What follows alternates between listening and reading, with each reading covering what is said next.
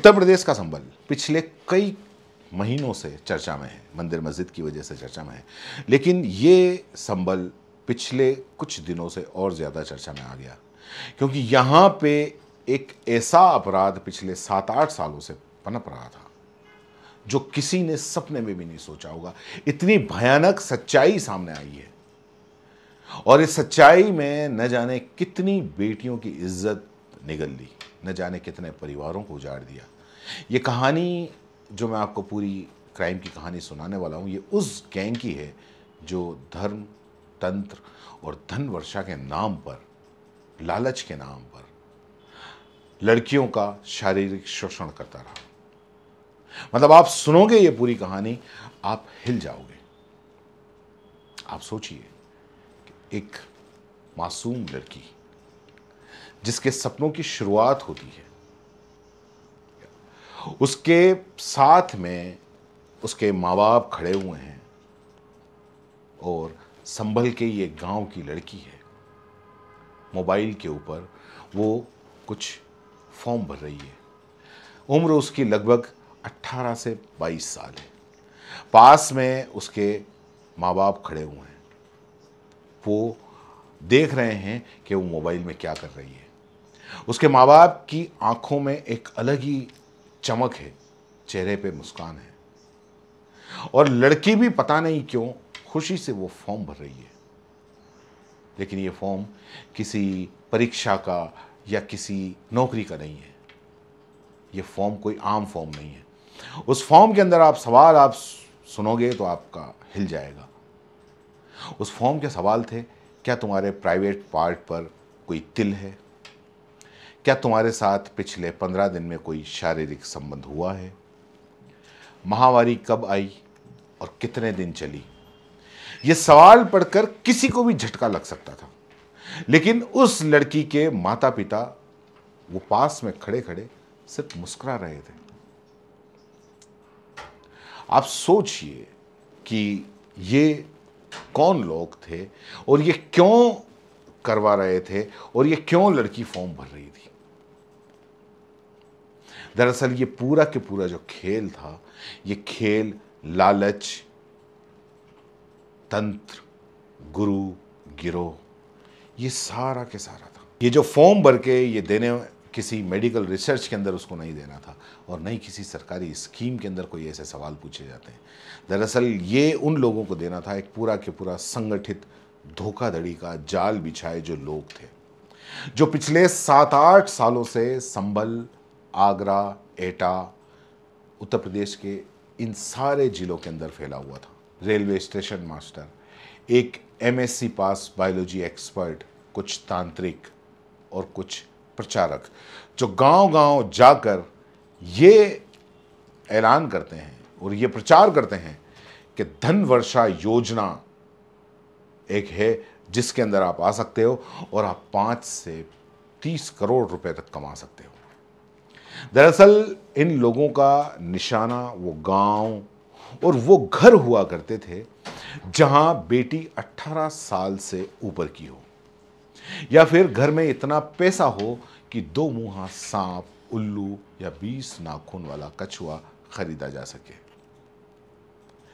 मतलब आप सोचिए, और उसके बाद में जब ये सब कुछ कोई जाल के अंदर फंस जाता, परिवार फंस जाता, तो गिरोह का जो पहला कदम होता था वो उस लड़की से फॉर्म भरवाना, जिसमें लड़की की निजी जानकारी ली जाती थी, जिसके बाद में शुरू होता उनका असली खेल। असली खेल कहते थे, आपके घर लक्ष्मी आई है। वो कहते कि भैया आपके घर लक्ष्मी आई है, लेकिन वो अटक गई है। आपकी बेटी उसके मार्ग की कुंजी है। तंत्र क्रिया से ही अब सब कुछ ठीक होगा और फिर आएगा, धन की वर्षा होगी, और जो धन आएगा वो 1000, 2000, लाख में नहीं, करोड़ों में आएगा। अब लालच और अंधविश्वास में डूबे माता पिता अपनी बेटी को गुरु के पास ले जाते। गुरु यानी वही व्यक्ति जिसके इशारों पर यह पूरा के पूरा खेल चलता था। गुरुजी की गुफा के अंदर बेटी को ले जाया जाता और वहां शुरू होती उस बेटी पे तांत्रिक क्रिया। लड़की को पहले बेहोश किया जाता, फिर उसके कपड़े उतारे जाते और फिर कपड़े उतारने के बाद में चारों तरफ कैमरे लगाए जाते, उसकी नग्न तस्वीरें, वीडियो उतारे जाते और फिर साथ शुरू होता शोषण, देह शोषण।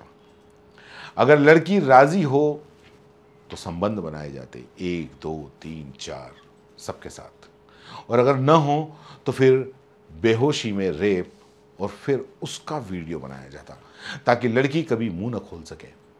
फिर इन वीडियो को बेच दिया जाता पॉर्न साइट पर, ब्लैक मार्केट में, लाखों रुपए में, और वहां से ये लोग कमाई करते। ये पूरा के पूरा खेल जो मैंने आपको बताया, ये खेल पिछले 7-8 सालों से उत्तर प्रदेश के इसी संभल और आगरा, एटा, इन पूरे जिलों के अंदर चल रहा था और पुलिस को कानों कान खबर नहीं थी। 1 2 3 नहीं, कम सैकड़ों लड़कियां, बच्चियां बर्बाद हो गई थी। इसका भांडाफोड़ नहीं होता। एक दिन गिरोह एक आदमी को पकड़ लाता है और उसे बलि के लिए तैयार किया जा रहा होता है, लेकिन ऐन वक्त पे वो जो आदमी जिसको बेहोश किया गया था उसको होश आ जाता है और वो उठकर सारा माजरा समझ के भाग जाता है वहां से, और भागकर सीधा वो पहुंचता है पुलिस के पास में, संभल जिले की पुलिस के पास में।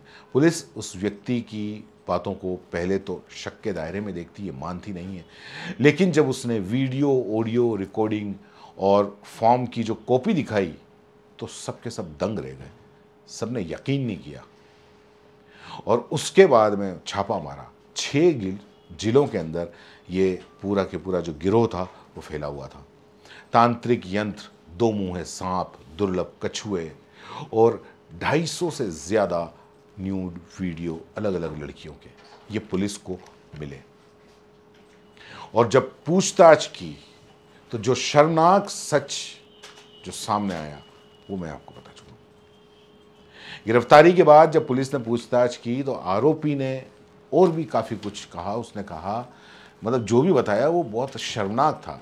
उन्होंने कहा कि हम अपनी बेटियों को इस तंत्र विद्या के लिए नहीं भेजते, क्योंकि तांत्रिक क्रिया में छूना पड़ता है, लेकिन दूसरों की बेटियां,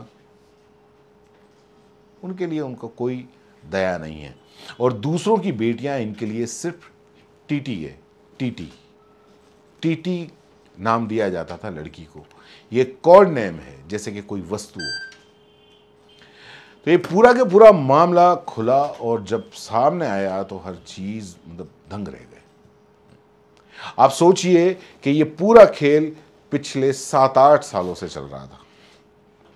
अलग अलग गांव के अंदर इनके सारे के सारे लोग फैले हुए थे, बहला के लाते, लड़कियों को लेकर के आते, उन लड़कियों का न्यूड वीडियो बनाया जाता और वो पॉर्न साइट के ऊपर बेचा जाता और उससे ये कमाई करते थे, लड़कियों की इज्जत लूटते थे।